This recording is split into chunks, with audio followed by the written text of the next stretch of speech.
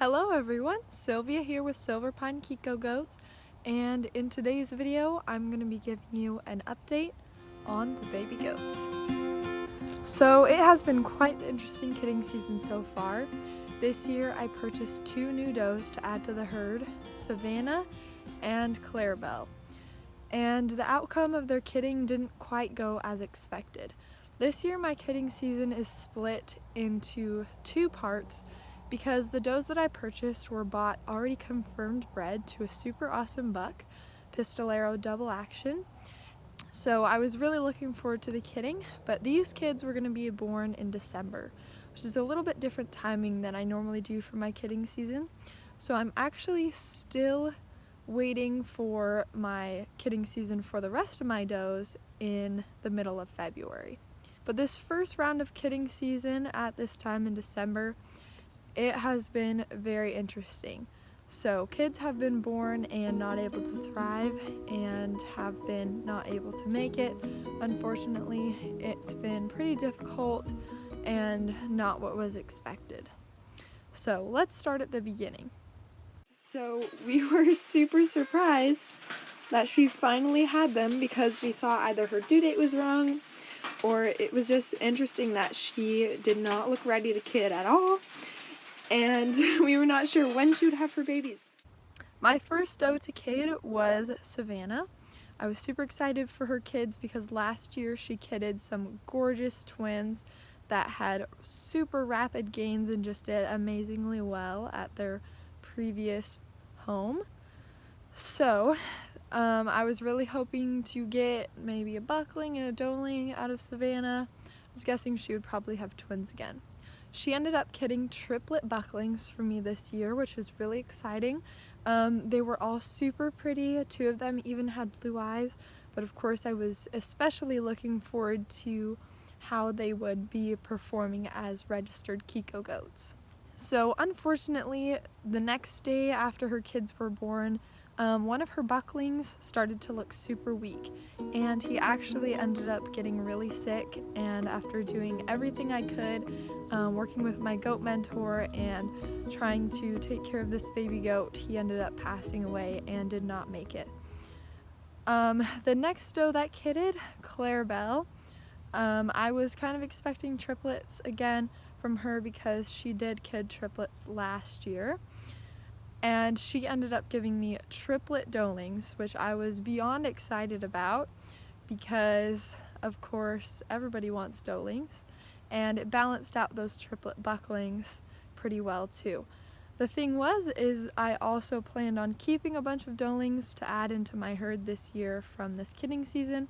So yeah, I was really excited when I saw that she had triplet doelings, and they were all really nice kids. And they looked to be doing pretty well when they were born. Now, unfortunately, the next morning I woke up to go check on the goats, and one of her doelings, the best one, my favorite one that I was really hoping to keep, and she was just love at first sight as soon as I laid eyes on her the previous morning. Unfortunately, she had passed away. She had been accidentally laid on during the night and crushed, is what it looked like. So that was strike number 2.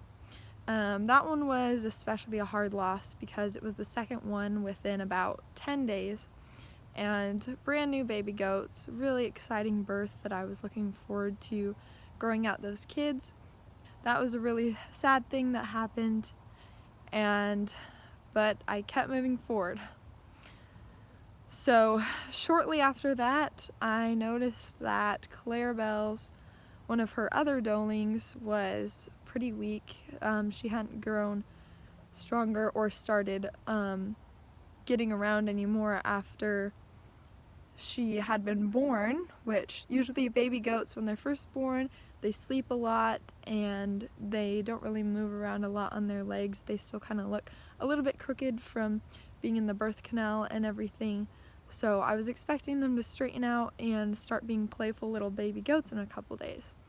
Well, I noticed straight away that this black and white little doeling was showing some of the same symptoms as Survivor, the first baby goat that passed away.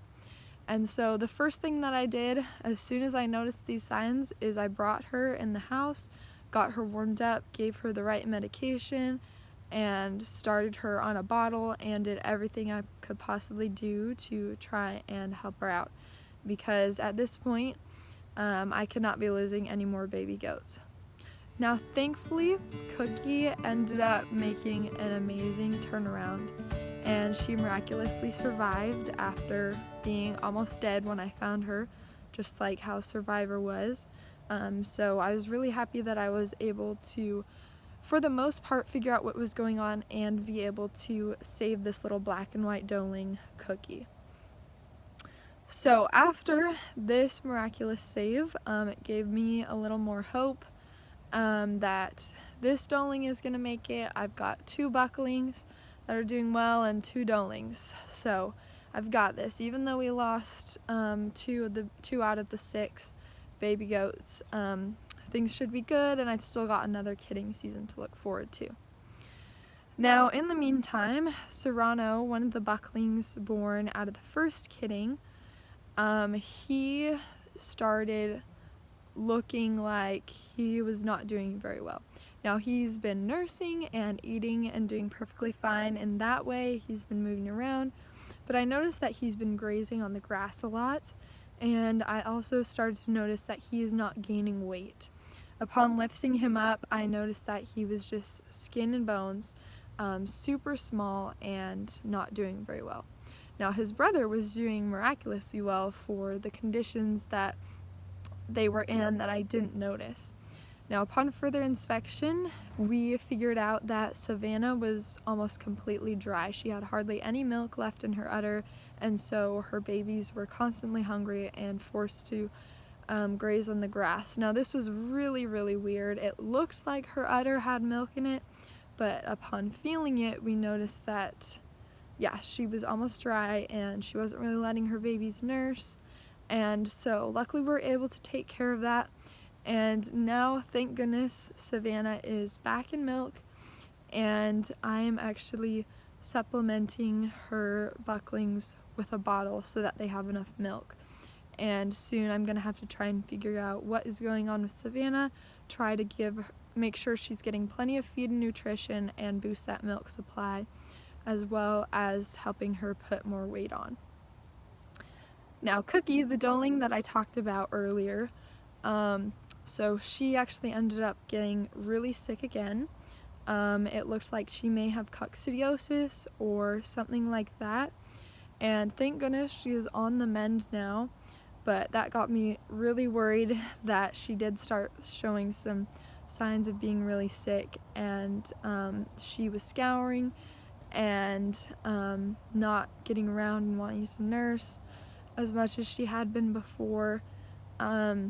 But yeah, so Cookie's doing a lot better. And now for an update on how the baby goats are doing on this day.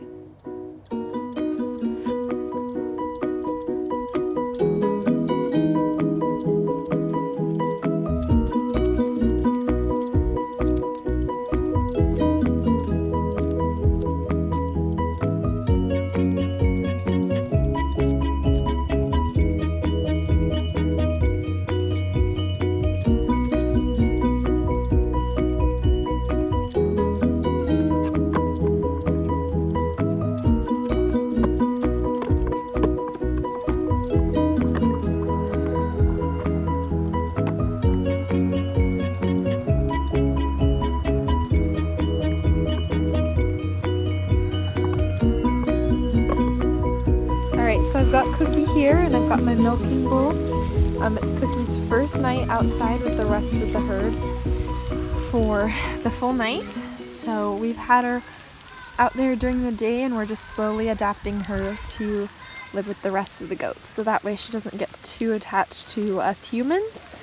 We want her to learn to be a goat, get along with the other goats, and be able to thrive with them and hopefully her mama. So we'll see how it goes for her first. Alright, well Cookie found the teat and she decided to nurse like this right away. So I'm holding onto Clarabelle and she's half laying down.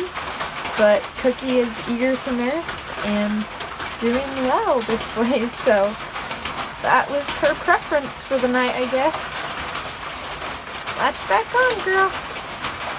Sometimes she has a hard time latching on right away, but she's doing pretty good. There she goes. There's her sister. Clover is doing amazing. She is super healthy and hasn't needed any intervention. Guys, I'm so happy this is the first time Clarabelle has let Cookie nurse. This is so exciting. So maybe there's hope after all that Cookie might be adopted back by her mama. You can tell she's still super attached to me and she wants food from me, but she's gotta go eat from her mama. You got a nice fat belly. Yeah, that's a good sign, baby. You're getting nice and chunky.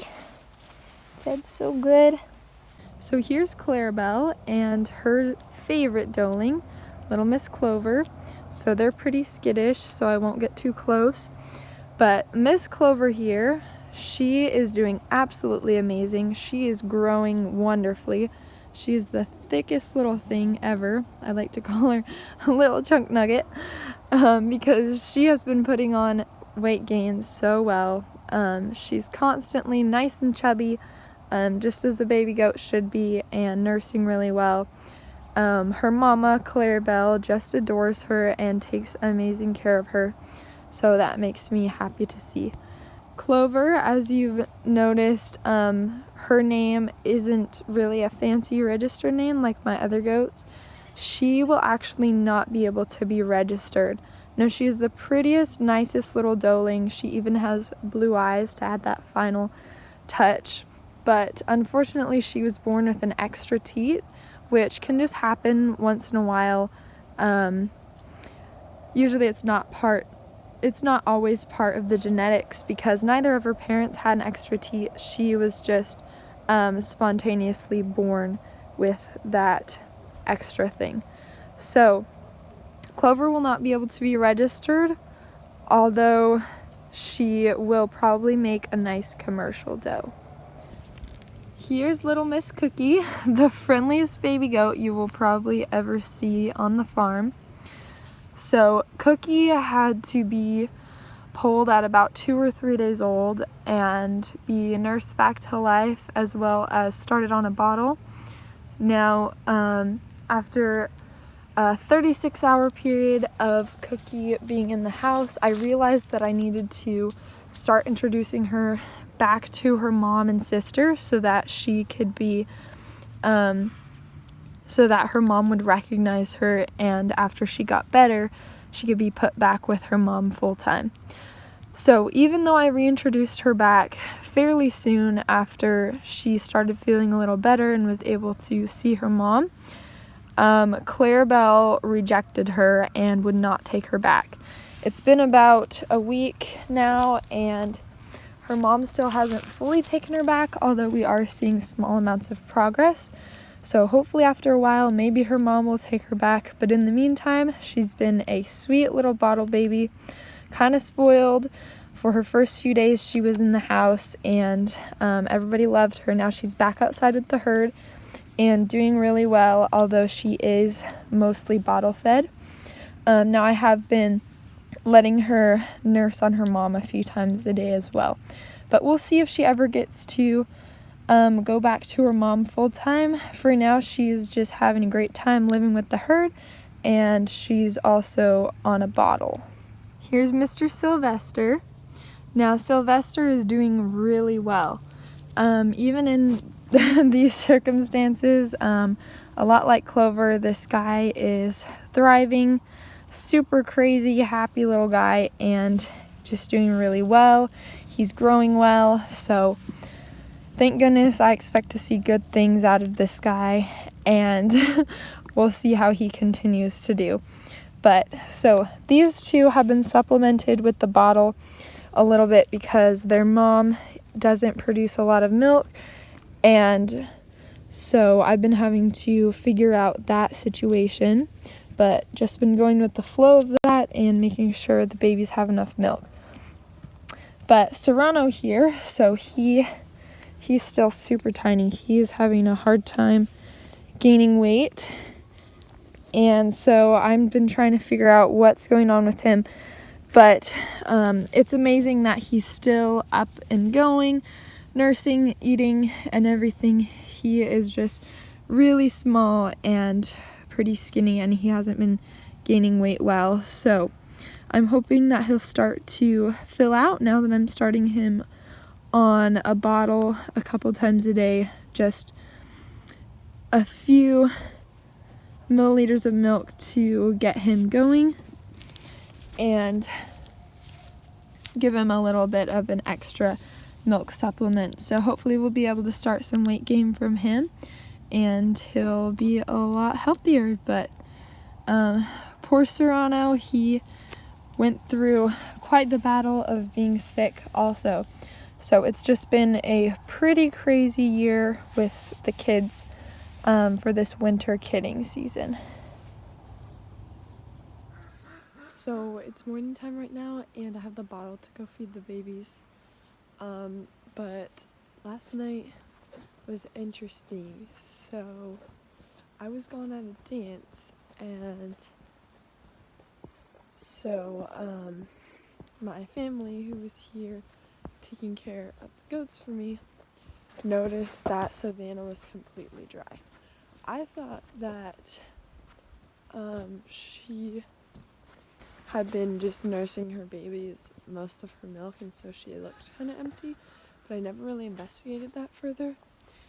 And yeah, it turns out she has like no milk, hardly any left, and that is explaining why her babies are super skinny. Also, it's been a tough time trying to graft Cookie back onto her mom. Her mom doesn't really want to accept her, so we're just doing the best I can. My routine is to come up here 4 or 5 times a day and let Cookie nurse on her mom, and then give her a bottle for however much more milk she needs. But anyways, that's what's going on, and I'm coming up here going to give the baby goats their bottle.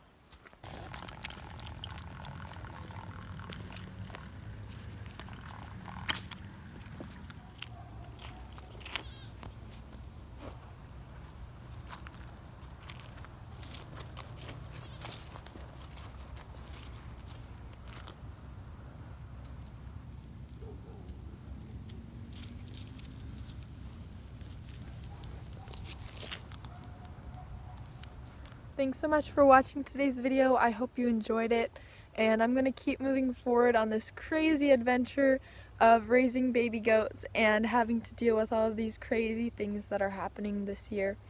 But guys, I'm still moving forward and I'm going to do the best I can, and thank goodness I still have another kidding season to look forward to in February. So I'm going to take all the precautions I can to make sure that those does will be super healthy and able to kid out healthy kids in February.